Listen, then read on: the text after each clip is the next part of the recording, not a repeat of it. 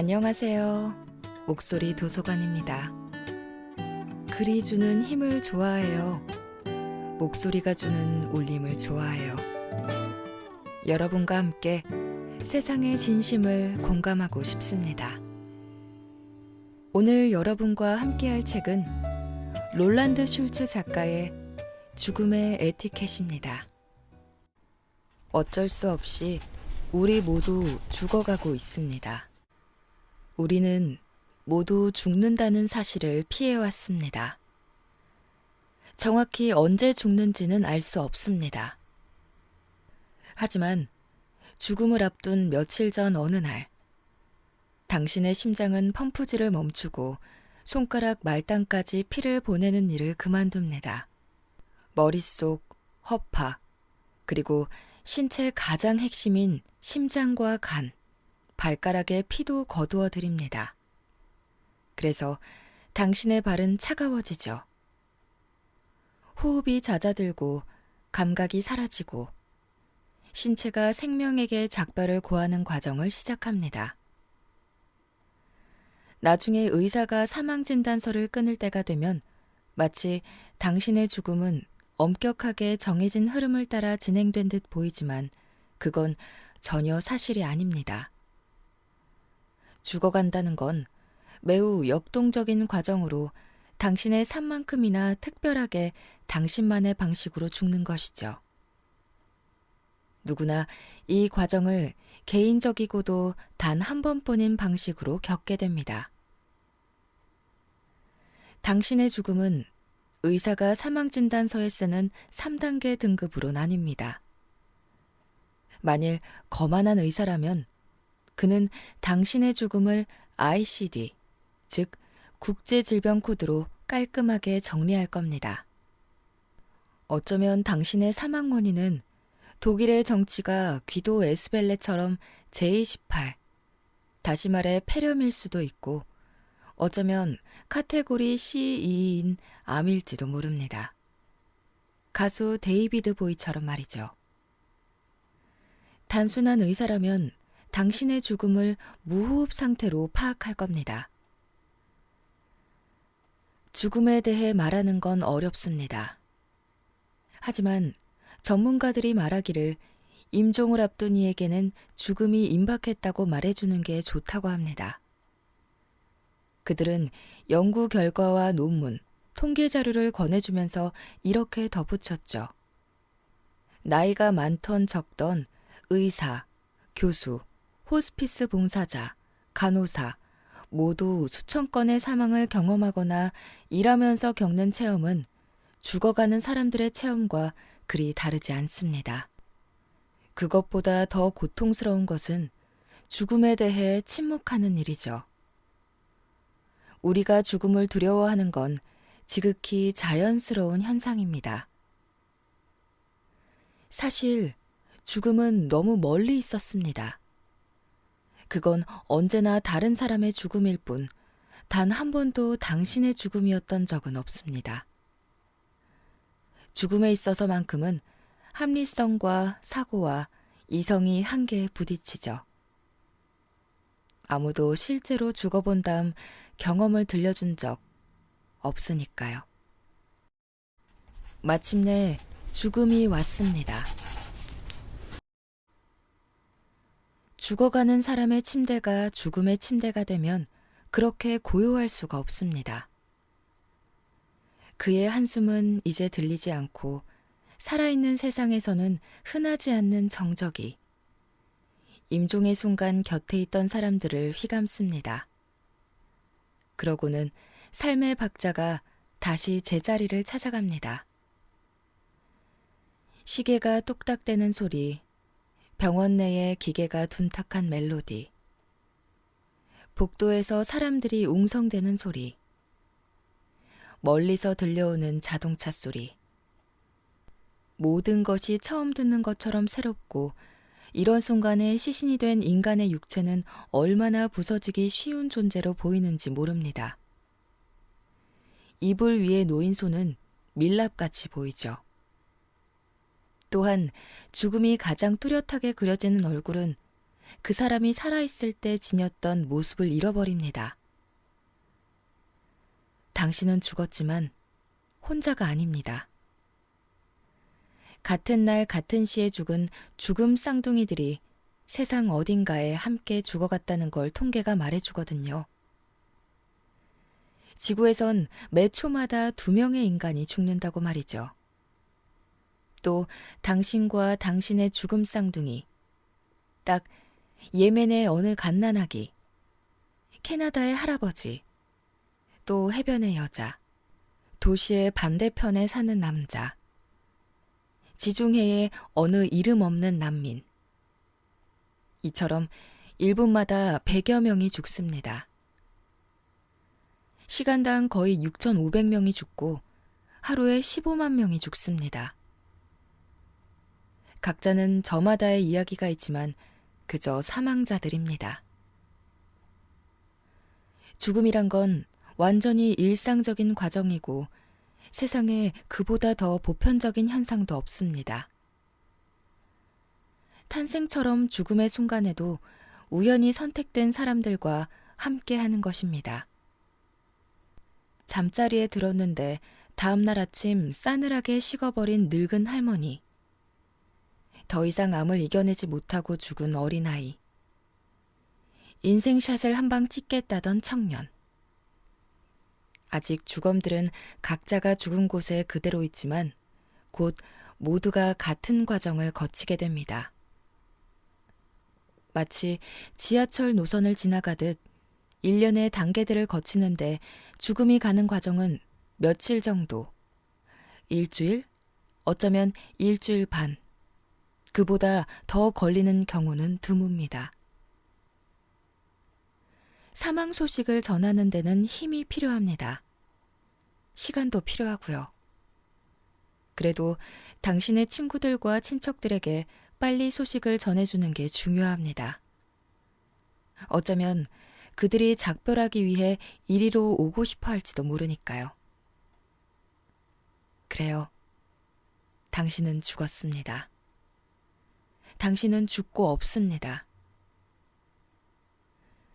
가능하다면 몇 가지 서류들을 모읍니다. 신분증, 여권, 의사 진단서, 나중에 사망 진단서 서식을 채울 때 도움이 되고 신경을 다른 데 쓸 수 있어서도 좋습니다. 어떤 이들은 시신을 피하려고 할지도 모릅니다. 그래도 괜찮습니다. 가까이 다가오는 것이나 떨어져 있는 것이나 저절로 이루어지는 것입니다.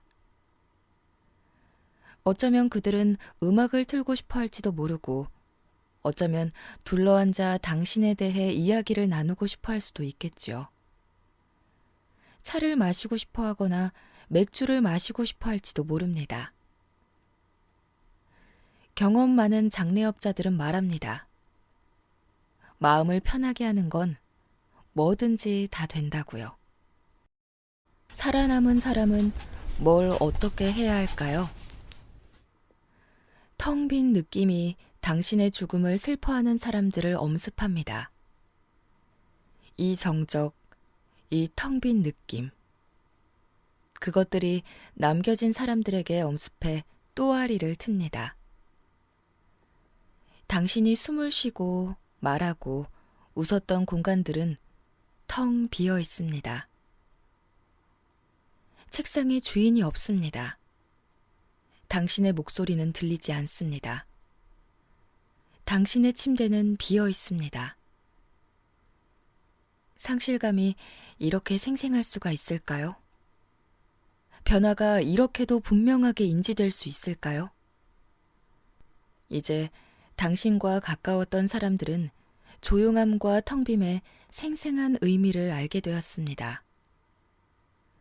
잠들지 못하는 정적, 라디오도 TV도 깨지 못하는 정적, 아침이면 당신의 호흡을 그리워하는 정적. 이 순간에 그들의 감각으로 슬며시 들어오는 텅 빈 공허함, 옆자리의 공간, 눈물 흐르는 정적, 눈물 없는 정적, 그들 안에 수많은 이름의 공허함들이 쌓여갑니다. 당신이 죽고 난 후 처음 며칠이나 몇 주 동안에는 고통이 엄습하죠. 하지만 그게 다가 아닙니다. 두려움, 분노, 불신, 외로움, 무력감, 후회, 답답함, 곤란, 버림받은 느낌, 죄의식, 좌절. 그리고 당신을 알았고 사랑했고 함께 살았다는 것에 대한 기쁨. 이 모든 기분과 감정들이 변덕스럽게 오가고 마구 날뛰며 몰아치죠. 기일이 되면 당신을 기억하는 사람들이 한자리에 다시 모여듭니다. 하지만 겨우 몇몇만이 모였네요. 그들은 조금 울고, 아니면 많이 울고, 아니면 전혀 울지 않습니다. 이제 당신은 과거로 물러났습니다. 매일매일 조금씩 달이 바뀔 때마다 점점 더 깊이 변화는 이미 들어와 있었습니다. 하지만 은밀한 변화죠.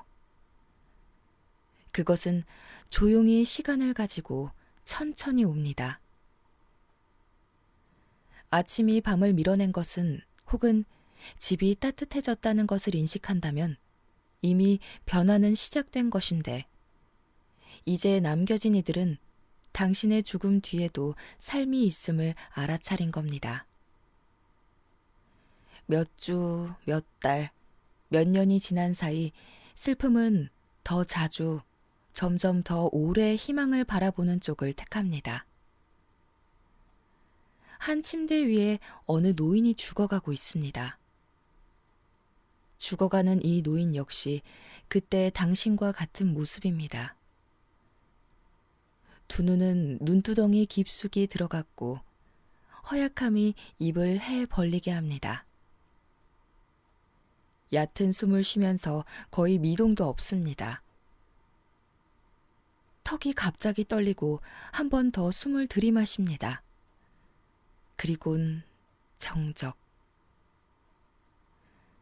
당신의 이야기를 들어본 당신의 존재를 알고 있는 한 사람이 죽었고 그의 죽음과 함께 당신의 죽음도 완전해졌습니다.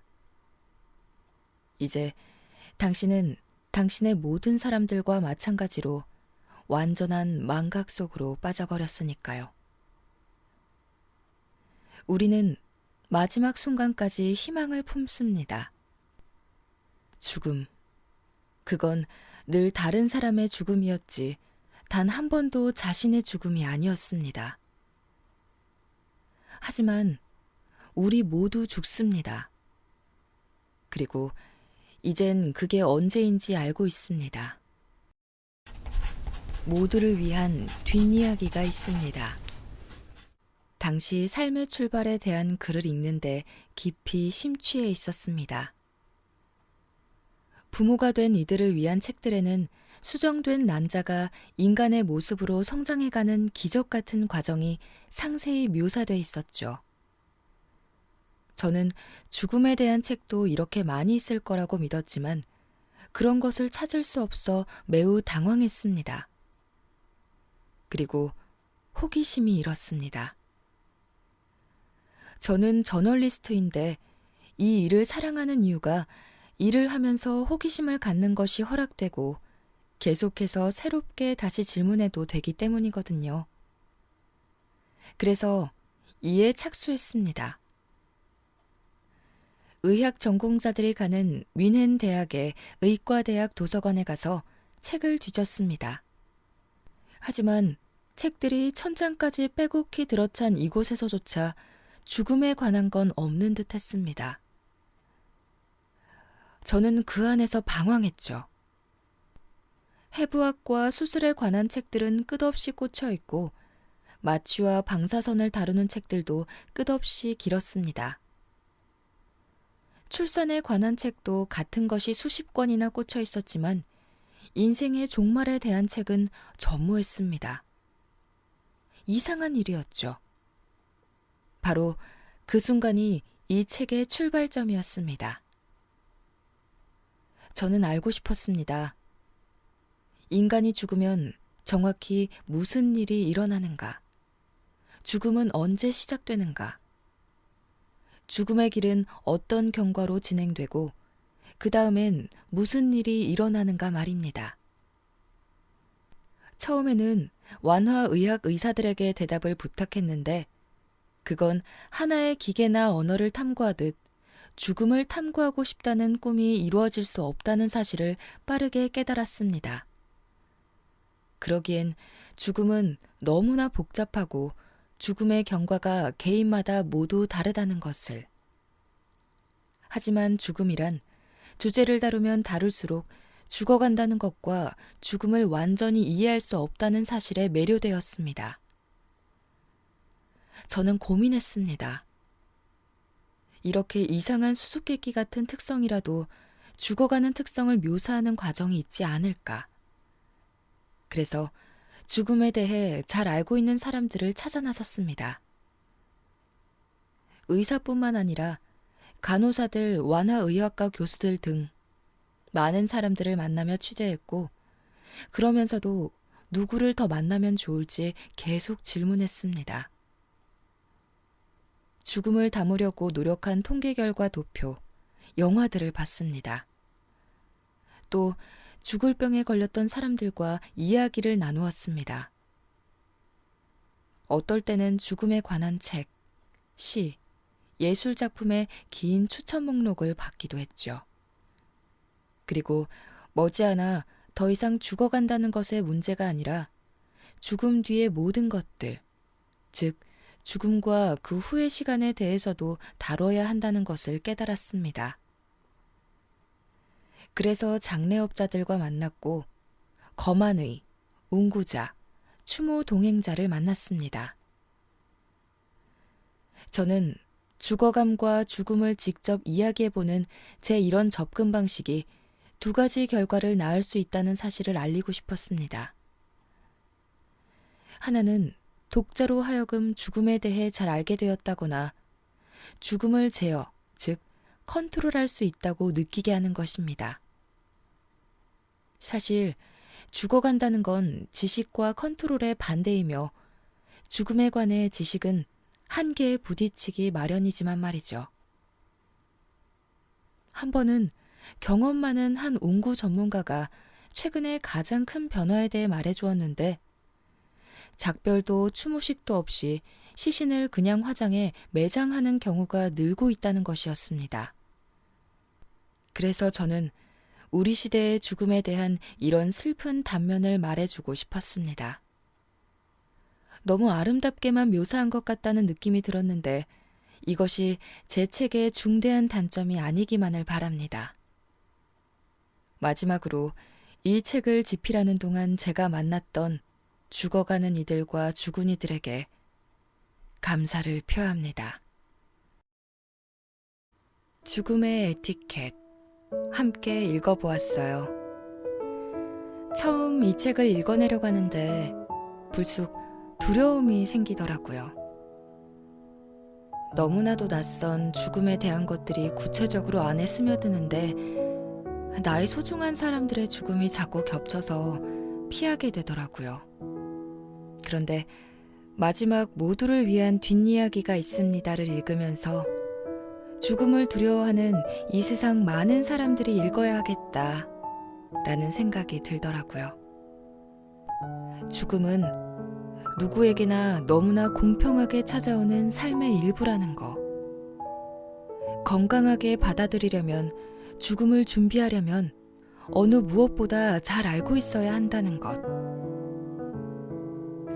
오늘도 도서관에 찾아오신 분들 진심으로 고맙습니다. 죽음의 에티켓. 어쩔 수 없이 우리 모두 죽어가고 있습니다. 우리는 모두 죽는다는 사실을 피해왔습니다. 정확히 언제 죽는지는 알 수 없습니다. 하지만 죽음을 앞둔 며칠 전 어느 날, 당신의 심장은 펌프질을 멈추고 손가락 말단까지 피를 보내는 일을 그만둡니다. 머릿속, 허파, 그리고 신체 가장 핵심인 심장과 간, 발가락에 피도 거두어 드립니다. 그래서 당신의 발은 차가워지죠. 호흡이 잦아들고 감각이 사라지고 신체가 생명에게 작별을 고하는 과정을 시작합니다. 나중에 의사가 사망 진단서를 끊을 때가 되면 마치 당신의 죽음은 엄격하게 정해진 흐름을 따라 진행된 듯 보이지만 그건 전혀 사실이 아닙니다. 죽어간다는 건 매우 역동적인 과정으로 당신의 삶만큼이나 특별하게 당신만의 방식으로 죽는 것이죠. 누구나 이 과정을 개인적이고도 단 한 번뿐인 방식으로 겪게 됩니다. 당신의 죽음은 의사가 사망진단서에 쓰는 3단계 등급으로 나뉩니다. 만일 거만한 의사라면 그는 당신의 죽음을 ICD, 즉 국제질병 코드로 깔끔하게 정리할 겁니다. 어쩌면 당신의 사망 원인은 독일의 정치가 귀도 에스벨레처럼 제28, 다시 말해 폐렴일 수도 있고 어쩌면 카테고리 C2인 암일지도 모릅니다. 가수 데이비드 보이처럼 말이죠. 단순한 의사라면 당신의 죽음을 무호흡 상태로 파악할 겁니다. 죽음에 대해 말하는 건 어렵습니다. 하지만 전문가들이 말하기를 임종을 앞둔 이에게는 죽음이 임박했다고 말해주는 게 좋다고 합니다. 그들은 연구 결과와 논문, 통계 자료를 권해주면서 이렇게 덧붙였죠.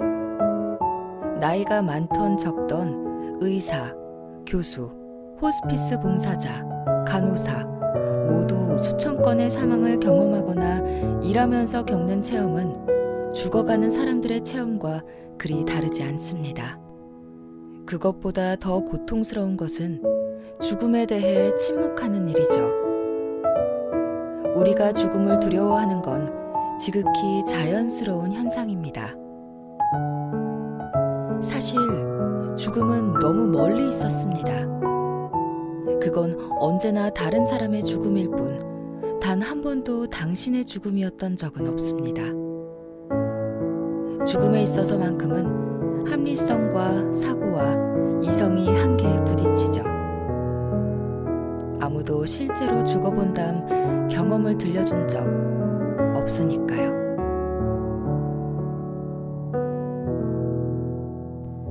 마침내 죽음이 왔습니다.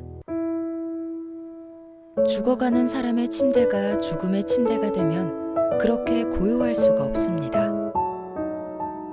그의 한숨은 이제 들리지 않고 살아있는 세상에서는 흔하지 않는 정적이 임종의 순간 곁에 있던 사람들을 휘감습니다.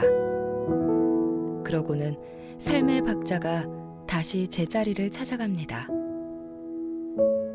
시계가 똑딱대는 소리, 병원 내의 기계가 둔탁한 멜로디, 복도에서 사람들이 웅성대는 소리, 멀리서 들려오는 자동차 소리, 모든 것이 처음 듣는 것처럼 새롭고 이런 순간에 시신이 된 인간의 육체는 얼마나 부서지기 쉬운 존재로 보이는지 모릅니다.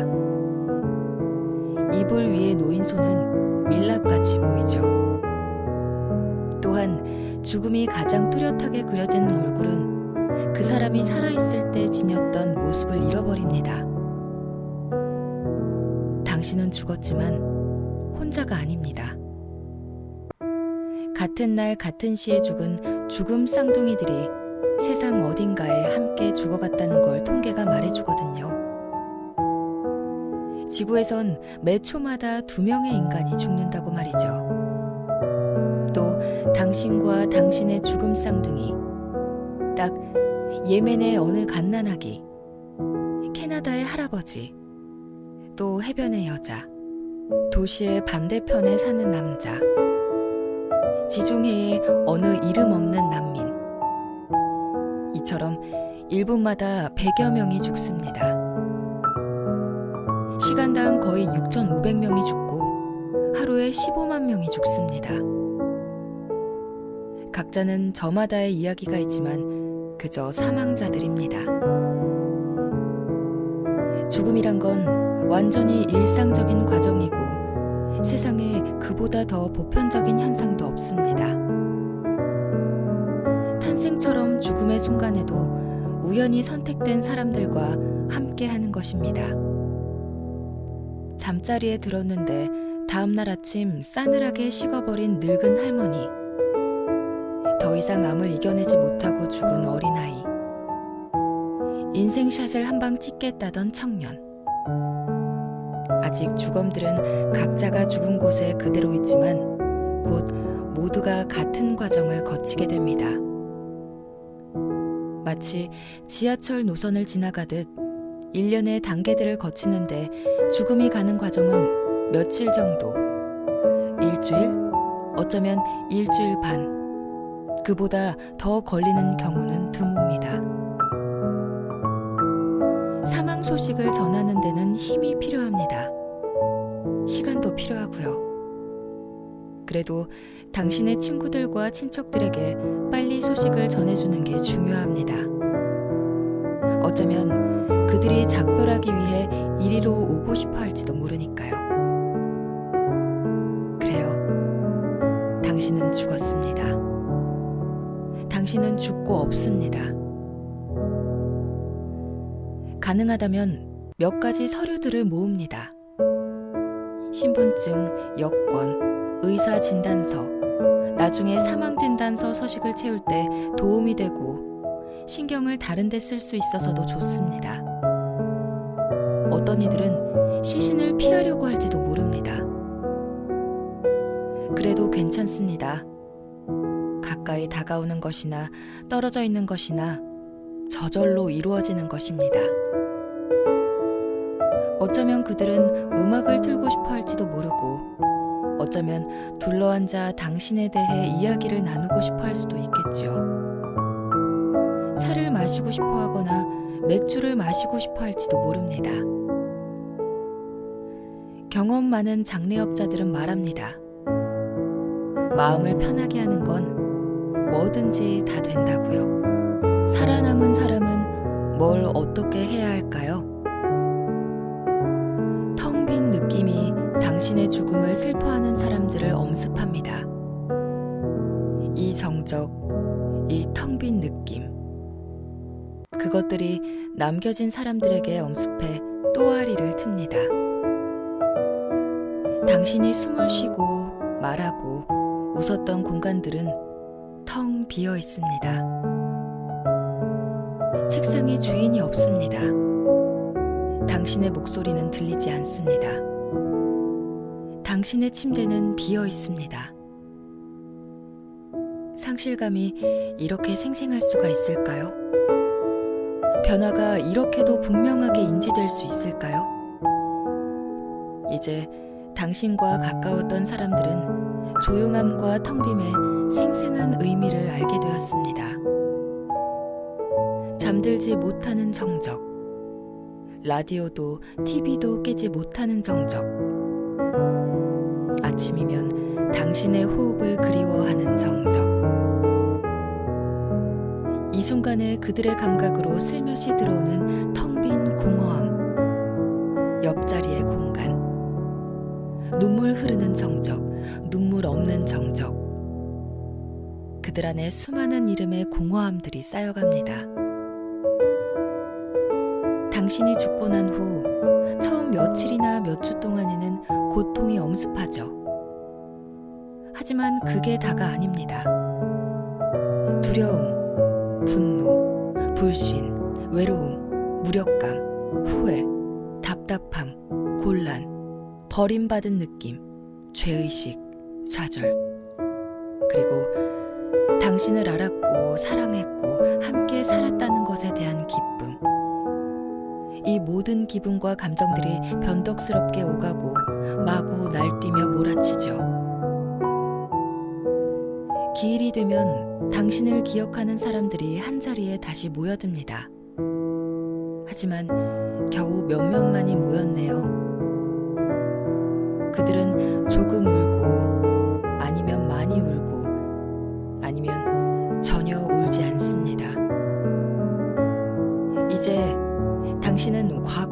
물러났습니다. 매일매일 조금씩 달이 바뀔 때마다 점점 더 깊이 변화는 이미 들어와 있었습니다. 하지만 은밀한 변화죠. 그것은 조용히 시간을 가지고 천천히 옵니다. 아침이 밤을 밀어낸 것은 혹은 집이 따뜻해졌다는 것을 인식한다면 이미 변화는 시작된 것인데, 이제 남겨진 이들은 당신의 죽음 뒤에도 삶이 있음을 알아차린 겁니다. 몇 주, 몇 달, 몇 년이 지난 사이 슬픔은 더 자주, 점점 더 오래 희망을 바라보는 쪽을 택합니다. 한 침대 위에 어느 노인이 죽어가고 있습니다. 죽어가는 이 노인 역시 그때 당신과 같은 모습입니다. 두 눈은 눈두덩이 깊숙이 들어갔고 허약함이 입을 해 벌리게 합니다. 얕은 숨을 쉬면서 거의 미동도 없습니다. 턱이 갑자기 떨리고 한 번 더 숨을 들이마십니다. 그리곤 정적. 당신의 이야기를 들어본 당신의 존재를 알고 있는 한 사람이 죽었고, 그의 죽음과 함께 당신의 죽음도 완전해졌습니다. 이제 당신은 당신의 모든 사람들과 마찬가지로 완전한 망각 속으로 빠져버렸으니까요. 우리는 마지막 순간까지 희망을 품습니다. 죽음, 그건 늘 다른 사람의 죽음이었지 단 한 번도 자신의 죽음이 아니었습니다. 하지만 우리 모두 죽습니다. 그리고 이젠 그게 언제인지 알고 있습니다. 살아남은 사람은 뭘 어떻게 해야 할까요? 텅 빈 느낌이 당신의 죽음을 슬퍼하는 사람들을 엄습합니다. 이 정적, 이 텅 빈 느낌, 그것들이 남겨진 사람들에게 엄습해 또아리를 틉니다. 당신이 숨을 쉬고 말하고 웃었던 공간들은 텅 비어 있습니다. 책상에 주인이 없습니다. 당신의 목소리는 들리지 않습니다. 당신의 침대는 비어 있습니다. 상실감이 이렇게 생생할 수가 있을까요? 변화가 이렇게도 분명하게 인지될 수 있을까요? 이제 당신과 가까웠던 사람들은 조용함과 텅빔의 생생한 의미를 알게 되었습니다. 잠들지 못하는 정적, 라디오도 TV도 깨지 못하는 정적, 아침이면 당신의 호흡을 그리워하는 정적, 이 순간에 그들의 감각으로 슬며시 들어오는 텅 빈 공허함, 옆자리의 공간, 눈물 흐르는 정적, 눈물 없는 정적, 그들 안에 수많은 이름의 공허함들이 쌓여갑니다. 당신이 죽고 난 후 처음 며칠이나 몇 주 동안에는 고통이 엄습하죠.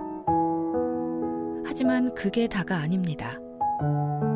두려움, 분노, 불신, 외로움, 무력감, 후회, 답답함, 곤란, 버림받은 느낌, 죄의식, 좌절, 그리고 당신을 알았고 사랑했고 함께 살았다는 것에 대한 기쁨, 이 모든 기분과 감정들이 변덕스럽게 오가고 마구 날뛰며 몰아치죠. 기일이 되면 당신을 기억하는 사람들이 한자리에 다시 모여듭니다. 하지만 겨우 몇몇만이 모였네요. 그들은 조금 울고 아니면 많이 울고 아니면 전혀 울지 않습니다. 이제 당신은 과거로 물러났습니다. 매일매일 조금씩 달이 바뀔 때마다 점점 더 깊이 변화는 이미 들어와 있었습니다. 하지만 은밀한 변화죠. 그것은 조용히 시간을 가지고 천천히 옵니다. 아침이 밤을 밀어낸 것은 혹은 집이 따뜻해졌다는 것을 인식한다면 이미 변화는 시작된 것인데, 이제 남겨진 이들은 당신의 죽음 뒤에도 삶이 있음을 알아차린 겁니다. 몇 주, 몇 달, 몇 년이 지난 사이 슬픔은 더 자주, 점점 더 오래 희망을 바라보는 쪽을 택합니다. 한 침대 위에 어느 노인이 죽어가고 있습니다. 죽어가는 이 노인 역시 그때 당신과 같은 모습입니다. 두 눈은 눈두덩이 깊숙이 들어갔고 허약함이 입을 해 벌리게 합니다. 얕은 숨을 쉬면서 거의 미동도 없습니다. 턱이 갑자기 떨리고 한 번 더 숨을 들이마십니다. 그리곤 정적. 당신의 이야기를 들어본 당신의 존재를 알고 있는 한 사람이 죽었고, 그의 죽음과 함께 당신의 죽음도 완전해졌습니다. 이제 당신은 당신의 모든 사람들과 마찬가지로 완전한 망각 속으로 빠져버렸으니까요. 우리는 마지막 순간까지 희망을 품습니다. 죽음, 그건 늘 다른 사람의 죽음이었지 단 한 번도 자신의 죽음이 아니었습니다. 하지만 우리 모두 죽습니다. 그리고 이젠 그게 언제인지 알고 있습니다.